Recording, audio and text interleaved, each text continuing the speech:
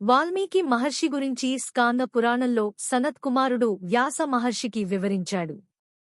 సుమతి, కౌశికి అనే బ్రాహ్మణ దంపతుల కుమారుడి పేరు అగ్నిశర్మ.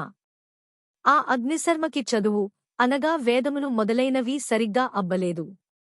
ఆ రాజ్యంలో క్షామం వచ్చి ఎవరూ ఎవరికీ దానధర్మాలు చేయడం లేదు. కాబట్టి అగ్నిశర్మ తన భార్య, పిల్లలు, తల్లిదండ్రులతో అరణ్యానికి వెళ్లి అక్కడ దొరికే కందమూలాలు, తేనె లాంటివి తెచ్చుకుని బ్రతుకుతున్నాడు. చదువు సరిగ్గా అబ్బనందువల్ల అక్కడ ఉండే దొంగలతో స్నేహం చేసి దొంగతనాలు చేయడం ప్రారంభించాడు. ఒకసారి అటుగా వెళుతున్న కొంతమంది మహర్షులను ఆపి, మీ దగ్గర ఉన్నది ఇవ్వండి, లేకపోతే చంపుతాను అన్నాడు. ఆ మహర్షులలో ఉన్న అత్రి మహర్షి, నువ్వు ఈ దొంగతనాలు ఎందుకు చేస్తున్నావు అని అగ్నిశర్మని అడిగారు. నన్ను నమ్ముకున్న నా భార్యని, నా తల్లిదండ్రులని పోషించుకోవడానికి అని చెప్పాడు శర్మ. అలా అయితే నువ్వు ఇప్పటిదాకా చేసిన ఈ దొంగతనాల వల్ల నీకు కలిగిన పాపాన్ని నీ కుటుంబ సభ్యులలో ఎవరన్నా పంచుకుంటారేమో అడిగిరా అని అత్రి మహర్షి అన్నారు. మమ్మల్ని పోషించడం నీ కర్తవ్యం, కాబట్టి నువ్వు మమ్మల్ని పోషించాలి. నువ్వు తెచ్చావు, మేము అనుభవిస్తాము. కాని ఎలా తెచ్చావు అన్నదానికి ఇచ్చే ఫలితాన్ని నువ్వే అనుభవించాలి అని అన్నారు శర్మ కుటుంబ సభ్యులు. చాలా బాధ కలిగి మళ్లీ ఆ ఋషుల దగ్గరికి వచ్చి, నా పాపాలను పోగొట్టుకునే మార్గం చెప్పమా నాడు. ధ్యానం చెయ్యి అని అత్రి మహర్షి చెప్పి వెళ్లిపోయారు. 13 సంవత్సరాల తరువాత ఆ మహర్షులు ఇదే దారిలో తిరిగొస్తుంటే అక్కడ ఒక పెద్ద పుట్ట కనబడింది. ధ్యానమగ్నుడై ఉన్న అగ్నిశర్మ మీద పుట్టలు పెరిగాయి. తన మీద పుట్టలు, వల్మీకం కట్టినా తెలియని స్థితిలో ఉన్నాడు కాబట్టి ఆయనని వాల్మీకి అని పిలిచి బయటికి రమ్మన్నారు. ఇది ఆయనకి పౌరుష నామమయ్యింది. అప్పుడు ఆ మహర్షులు ఆయనని ఉత్తర దిక్కుకి వెళ్లి భగవంతుడిని ధ్యానం చేయమన్నారు. వాల్మీకి మహర్షి కుశస్థలి అనే ప్రదేశానికి వెళ్లి పరమశివుడిని ఆరాధన చేశారు. అప్పుడాయనకి విష్ణు కథ రాయగలిగే అదృష్టాన్ని బ్రహ్మగారు ఇచ్చారు. అంటే ఆయనకి త్రిమూర్తుల అనుగ్రహం లభించిందన్నమాట. తపస్వాధ్యాయ నిరతం తపస్వీ వాగ్విదాం వరం నారదం పరిపప్రచ్ఛ వాల్మీకిర్మునుపుంగవం. వాల్మీకి మహర్షి రామాయణంలో రాసిన మొదటి శ్లోకం. దీని అర్థం ఏంటంటే, తపస్వి, ముని, గొప్ప వాగ్విదామరుడైన నారద మహర్షిని పరిప్రశ్న చేయడానికి తపస్వి అయిన వాల్మీకి మహర్షి సిద్ధపడుతున్నారు అని. వాల్మీకి మహర్షి నారదుడిని ఏమడిగారంటే, కోన్వస్మిన్ సాంప్రతంలోకే గుణవాన్ కశ్చ వీర్యవాన్ ధర్మజ్ఞశ్చ కృతజ్ఞశ్చ సత్యవాక్యో దృఢవ్రతః చారిత్రేణ చ కో యుక్తః సర్వభూతేషు కో హితః విద్వాన్ కః కః సమర్థశ్చ కశ్చ ఏక ప్రియదర్శనః ఆత్మవాన్ కో జితక్రోధో ద్యుతిమాన్ కః అనసూయకః కస్య బిభ్యతి దేవాః చ జాతరోషస్య సంయుగే. ఈ లోకంలో ఇప్పుడే ఇక్కడే ఉన్న గుణవంతుడు, వీర్యవంతుడు, ధర్మాత్ముడు, కృతజ్ఞత భావం కలిగినవాడు, సత్యం పలికేవాడు, దృఢమైన సంకల్పం కలిగినవాడు, చారిత్రము కలిగినవాడు, అన్ని ప్రాణుల మంచి కోరేవాడు, విద్యావంతుడు, సమర్థుడు, ఎన్నిసార్లు చూసినా ఇంకా చూడాలనిపించేంత సౌందర్యం కలిగినవాడు, ధైర్యవంతుడు, క్రోధాన్ని జయించినవాడు, తేజస్సు కలిగినవాడు, ఎదుటివారిలో మంచిని చూసేవాడు, అవసరమైనప్పుడు కోపాన్ని తెచ్చుకోగలిగినవాడు ఉంటే నాకు చెప్పండి అని అడిగాడు. నువ్వు చెప్పిన గుణాలన్నీ ఒకే మనిషిలో ఉండడం కష్టమే, కాని ఒకడు ఉన్నాడు, నీకు ఇప్పుడు అతని గురించి చెప్తాను అని నారద మహర్షి ఇలా అన్నారు.